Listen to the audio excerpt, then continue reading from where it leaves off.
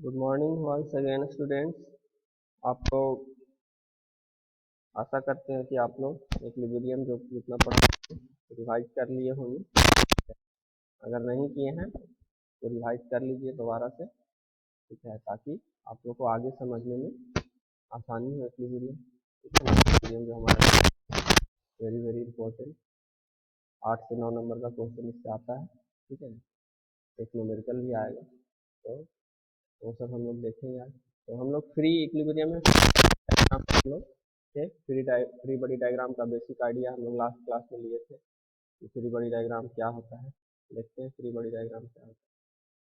Free body diagram जैसा कि last class में ही हम लोगों ने आपको बताया था कि फ्री बॉडी डायग्राम एक सिंपल स्केच होता है किसी बॉडी का, पार्टिकुलर बॉडी का या पार्टिकुलर सिस्टम का, ठीक है, जिसमें कि हम लोग क्या रिप्रेजेंट करते हैं, उस बॉडी को रिप्रेजेंट करते हैं या उस सिस्टम को सराउंडिंग से अलग करके रिप्रेजेंट करते हैं, जिसमें कि हमको उस बॉडी पे जो भी फोर्सेस लग रहा है उसको एक लाइन डायग्राम के वेक्टर डायग्राम के थ्रू रिप्रेजेंट करते हैं, और उस पर जितना भी रिएक्शन या अदर एक्सटर्नल फोर्सेस या उस फोर्सेस के कारण कोई कपल या मोमेंट जनरेट होता है तो उसको हम लोग रिप्रेजेंट करते हैं। एक्सप्लेन भी किए थे कि अगर कोई बॉडी है, सिस्टम है, ठीक है, कोई नाव एक सिस्टम है या बॉडी है, तो उस पर कोई फोर्सेस लग रहा है, तो पी फोर्सेस लग रहा है, तो उसका फ्री बॉडी डायग्राम हम लोग क्या रिप्रेजेंट किए थे, एक पॉइंट से या लाइन से हम रिप्रेजेंट करेंगे कि एक नाव है और उस पर जितना भी फोर्सेस लग रहा है, तो फोर्स पी लग रहा था, नाव का वेट दिया हुआ है तो वेट को भी कंसिडर करना पड़ेगा, तो डब्ल्यू वेट, और इस वेट के कारण जो रिएक्शन फोर्सेस सरफेस पे लग रहा है उसको भी हम लोग रिप्रेजेंट करेंगे। तो ये सब फ्री बॉडी डायग्राम में रिप्रेजेंट करेंगे, ठीक है। तो फ्री बॉडी डायग्राम समझ गए होंगे आप लोग। अब फ्री बॉडी डायग्राम बनाने का प्रोसीजर होता है। ऐसे तो आप सिंपल इस प्रोसीजर से भी बना सकते हैं, सिंपल देख करके भी, मगर इसका प्रॉपर प्रोसीजर होता है जो कि एग्जाम में पूछा जाता है कि explain the procedure of drawing free body diagram of a body, ठीक है ना। तो उसको हम लोग को प्रॉपर तरीके से लिखना होगा। तो कैसे लिखेंगे, इसका स्टेप होता है, स्टेप 1 2 3 4 इस तरह से करके एक एक करके हम लोग प्रॉपर जब जब बोर्ड एग्जाम में हमको पूछा जाएगा कि हमको एक्सप्लेन कीजिए या write down the procedure of drawing A free body diagram, तब हमको स्टेप्स प्रॉपर लिखना पड़ेगा, क्योंकि उसमें हमको क्वेश्चन कर रहा है, हम उसको प्रॉपर तरीके से एक्सप्लेन करेंगे तभी हमको फुल मार्क्स मिलेगा। अदरवाइज वो फुल मार्क्स हम लोग को नहीं देगा, कुछ ना कुछ नंबर जैसे तैसे लिख देंगे तो नंबर काट लेगा। तो स्टेप्स याद रखिएगा। ऐसे ड्राइंग करने का प्रोसीजर तो आप लोग ड्राइंग में कुछ कुछ सीख ही रहे होंगे कि ड्राइंग कैसे करते हैं, उसके बावजूद भी फ्री बॉडी डायग्राम कैसे बनाएंगे, तो उसका प्रोसीजर है, ये हम लोग को लिख करके एक्सप्लेन करना पड़ेगा। क्योंकि एग्जाम में जब भी कोई क्वेश्चन पूछा जाता है ना, तो वो इस उद्देश्य से पूछा जाता है कि स्टूडेंट कितना पढ़ाई किया है और वो जो पढ़ा है वो किस तरह से किसी दूसरे व्यक्ति को एक्सप्लेन कर सकता है। मकसद उस एग्जाम का यही होता है कि आपको आता है तो आप उसको कैसे एक्सप्लेन करिएगा ताकि दूसरा व्यक्ति भी समझ पाए, तभी, ठीक है ना। वो आपके दिमाग में क्या है ये तो घुस के देखेगा नहीं, तो आप लिखिएगा ऐसे से ना, वो समझेगा। तो प्रॉपर तरीके से लिखेंगे हमको फुल मार्क्स मिलेगा, ठीक है। तो इसका प्रोसीजर है, पहला प्रोसीजर हम लोग देखते हैं। फर्स्ट प्रोसीजर है कि पहले तो बॉडी को, जो भी जिस बॉडी का भी हमको फ्री बॉडी डायग्राम बनाना है, ठीक है, उस बॉडी को कंसीडर करेंगे, उसका शेप एंड साइज कंसीडर करेंगे, और ये कंसीडर करेंगे कि सराउंडिंग से अलग। सराउंडिंग का मतलब क्या होता है, देखो सराउंडिंग का मतलब पहले समझो, नहीं तो तुम लोग कहोगे कि सर सराउंडिंग सराउंडिंग आप जप रहे हैं, सराउंडिंग होता क्या है बताए तो ये, ठीक है। तो अगर कोई सिस्टम हम कंसीडर कर रहे हैं, ठीक है ना, सराउंड सिस्टम कंसीडर कर रहे हैं, पॉइंट हो, कोई भी स्पेस, कोई पॉइंट्स ऑफ कंसिडरेशन जिसको हम लोग बोलते हैं, कि अगर हम इतना जगह को, ये गोला है, तो गोला के जगह को हम सोच विचार कर रहे हैं या जो भी काम कर रहे हैं इस गोला में कर रहे हैं, या जो भी हैपनिंग थिंग्स हो रहा है वो इस गोला में हो रहा है, इस घेरे के अंदर हो रहा है, तो ये पूरा हमारा सिस्टम कहलाएगा, ठीक है। अगर ये छोटा गोला के अंदर है तो वो छोटा गोला ही सिस्टम कराएगा, और इस गोला के बाहर का जितना चीज है वो सब सराउंडिंग कहलाता है, ठीक है। बाहर का जितना चीज है वो सब सराउंडिंग कहलाता है, ठीक है। तो सिस्टम क्या हो गया कि वैसा सिस्टम वैसा हो गया, वैसा स्पेस जिसको हम अपने वर्किंग कंडीशन के लिए हम लोग वर्किंग कंडीशन के लिए जितना दूर तक हम कंसीडर कर रहे हैं वो हमारा सिस्टम हो गया, उसके बाहर का चीज हो गया वो सराउंडिंग हो गया, और ये जो बाउंड्री लाइन हो गया इसको हम लोग बाउंड्री बोलते हैं, सिस्टम का बाउंड्री बोल रहे हैं। यहाँ तक हम कंसीडर कर रहे हैं तो ये इसका बाउंड्री, यहाँ के बाहर हम कंसीडर नहीं कर रहे हैं तो ये सराउंडिंग, ठीक है ना। तो ये सिस्टम और सराउंडिंग होता है। तो फ्री बॉडी डायग्राम में आपको कहता है बनाने का पहला प्रोसीजर जो फ्री बॉडी डायग्राम बनाने का है, तो उसके अनुसार कि पहले तो सिस्टम को हम इमेजिन करेंगे, या बॉडी है तो उसको इमेजिन करेंगे, और कैसे इमेजिन करेंगे, बाउंड्री को छोड़ करके, ठीक है, बाउंड्री को बाहर का चीज हम लोग को नहीं देखेंगे। जैसे सपोज दैट ये एक सिस्टम है, एक्सप्लेन करते हैं। सपोज दैट कि ये हमारा वर्किंग स्पेस है, ठीक है, तो जितना वर्किंग स्पेस में हम लोग जो भी चीज कंसीडर करेंगे इसके वर्किंग स्पेस के अंदर कंसीडर करेंगे। सपोज दैट कि इसमें एक प्लेन है, ठीक है, प्लेन में दो गोला है रखा हुआ और दो अलग अलग बॉडी है। इस पे कोई फोर्स लग रहा है, इस पे भी कोई फोर्स F लग रहा है, F1 लग रहा है, इस पे भी कोई फोर्स F2 इस तरह से एक्ट कर रहा है, ठीक है। तो अगर हम पूरे सिस्टम को कंसीडर करेंगे, पूरे सिस्टम को कंसीडर करेंगे और फ्री बॉडी डायग्राम के अनुसार अगर हम कंसीडर करेंगे, तो फ्री बॉडी डायग्राम के अनुसार देखिए पहला स्टेप इसका क्या होगा, imagine the body to be isolated from its constraint and connection and draw its outline shape. तो सबसे पहले बॉडी को क्या है, इसके सराउंडिंग से अलग कंसीडर करेंगे। अगर हम पूरा सिस्टम को लेके चलते हैं, ये जितना हमारे पास बॉडी था, बॉडी जो भी बॉडी है, ये पूरे सिस्टम को इसको लेके चलते हैं पूरा को, तो पहले क्या सराउंडिंग से अलग कंसीडर करेंगे तो ये बाउंड्री खत्म हो जाएगा, हमको इसको कंसीडर नहीं करना है, या इसके आसपास जितना चीज है उसको कंसीडर नहीं करना है, केवल और केवल ये दो गोला को कंसीडर करना है, क्योंकि यही दो गोला पे फोर्स लग रहा है ना, यही हमारा सिस्टम है ना, दो गोला है जो उसको कंसीडर करेंगे। उसके अलावा और क्या करता है, इट्स कॉन्स्ट्रेंट, इसके आसपास का जो चीज है, अलग चीज जो इससे जुड़ा हुआ है सिस्टम से, उसको भी हम लोग हटा देंगे और एक आउटलाइन शेप बनाएंगे, ड्रॉ इट्स आउटलाइन शेप। तो आउटलाइन शेप इसका क्या हो जाएगा, इस गोले का आउटलाइन ऑलरेडी आउटलाइन ही है गोले का, अगर फिजिकल रहता तो इसका आउटलाइन बनाते हैं, मगर ये क्या गोला क्या है, एक आउटलाइन ही बना हुआ है। तो अगर हम मान लिया कि देखो इसका आउटलाइन अगर यहाँ पे बनाते हैं तो केवल और केवल दो गोला बन जाएगा, ये इसका आउटलाइन बन गया, ठीक है ना, ये सिस्टम जो हमारा था पूरे सिस्टम का आउटलाइन बन गया। नेक्स्ट सेकेंड स्टेप में फिर आते हैं, तो सेकेंड स्टेप कहता है identify all the external forces and couples and moments, ठीक है, और उसमें क्या क्या हो जाता है, अप्लाइड लोडिंग हो जाता है, रिएक्शन फोर्सेस हो जाता है, और वेट ऑफ द बॉडी हो जाता है।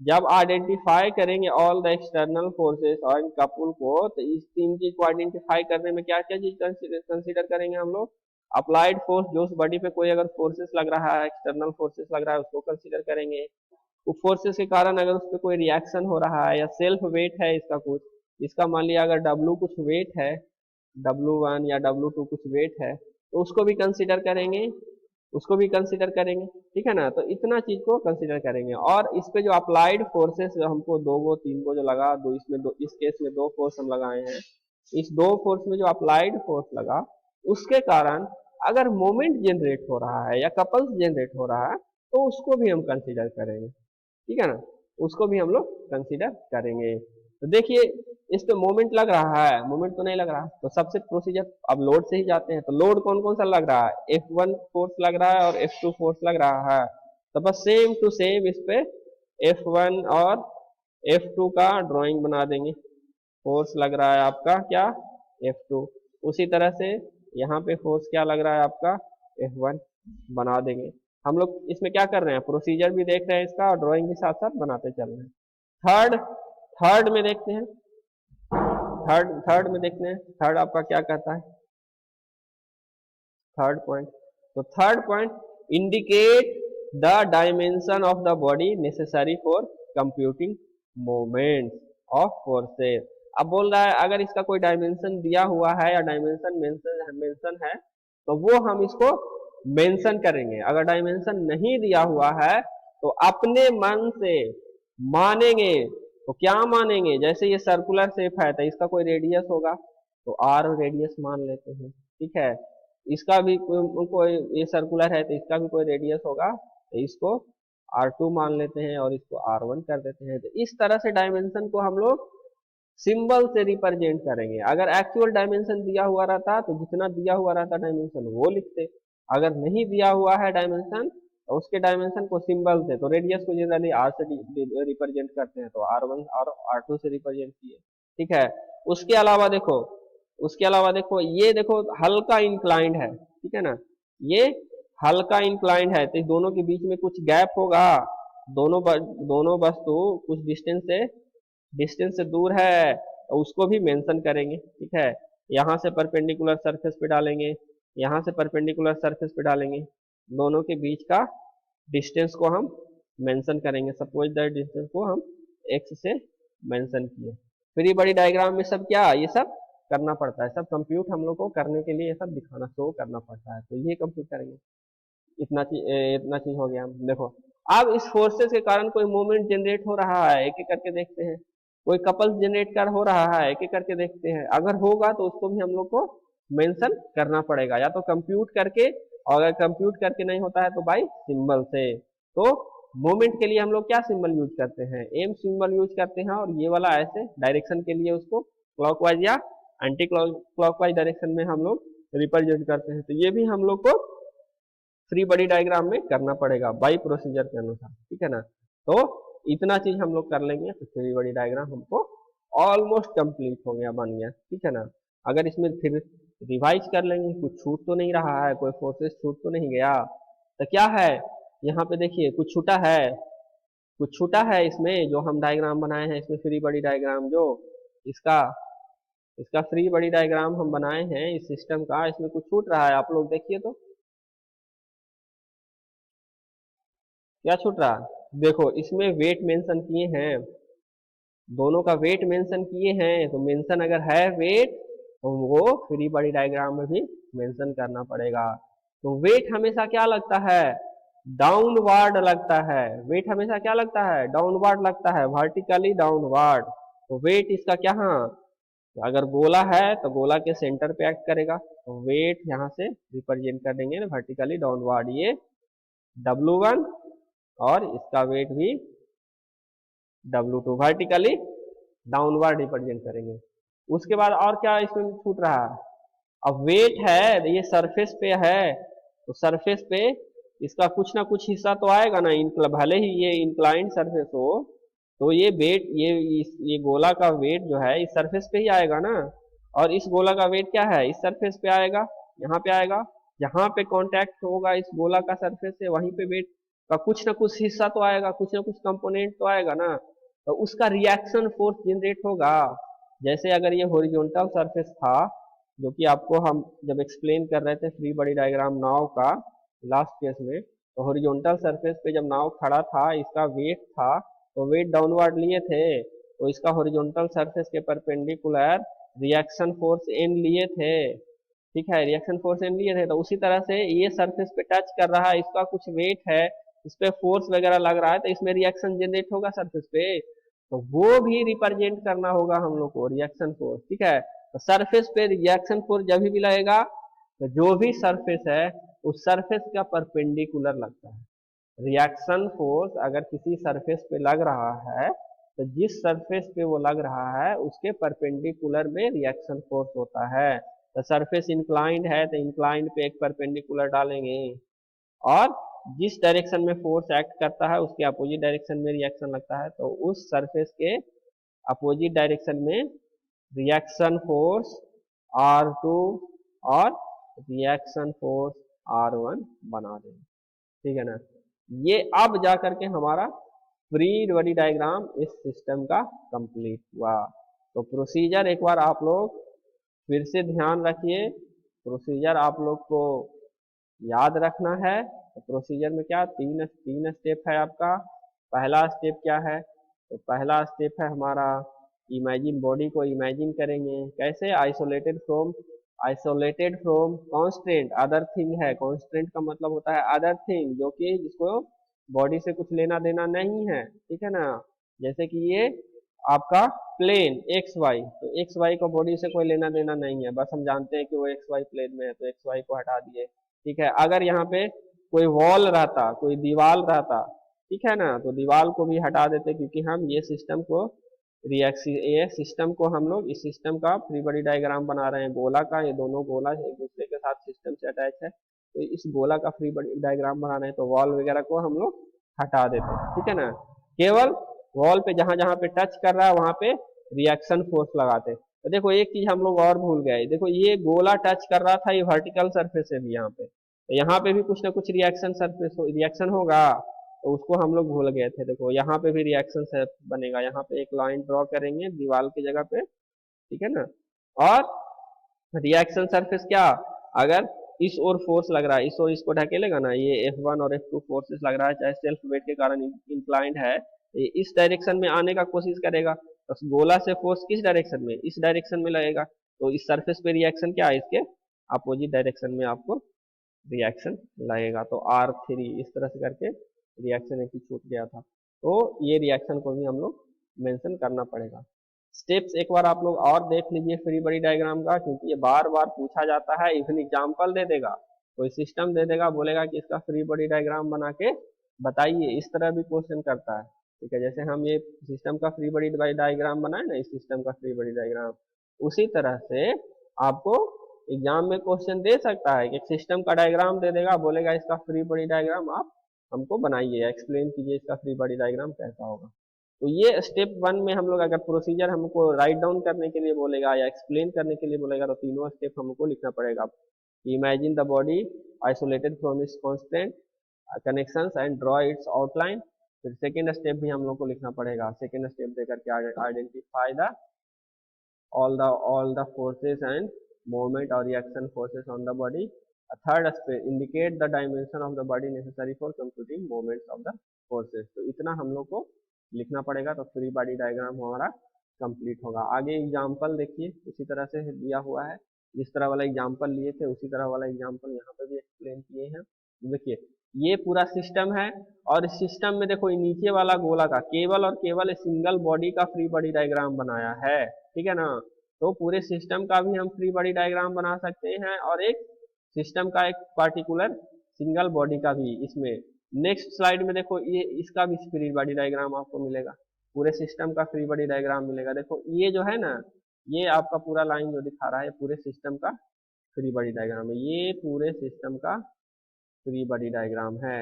और ये देखो ऊपर वाला गोला जो था, जो क्वेश्चन का ऊपर वाला गोला था, उसका फ्री बॉडी डायग्राम है।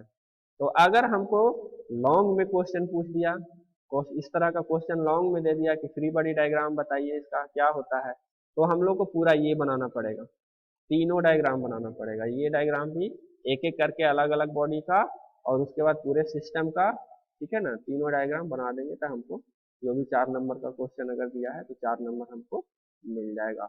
और उसमें देखो प्रॉपरली बनाएंगे तो सबका देखो रिएक्शन फोर्सेस सब मेंशन किया है ना, ये बॉडी में सब में जहाँ जहाँ पे रिएक्शन फोर्सेस लग रहा है, इवन हॉरिजॉन्टल से कितना डिग्री पे लग रहा है, अगर देखो ये यहाँ पे एंगल दिया हुआ है, तो सब बाकी सब का एंगल भी ये मेंशन करके आपको बताया था, ये सब कैलकुलेट करके आपको वहाँ पे बनाना पड़ेगा।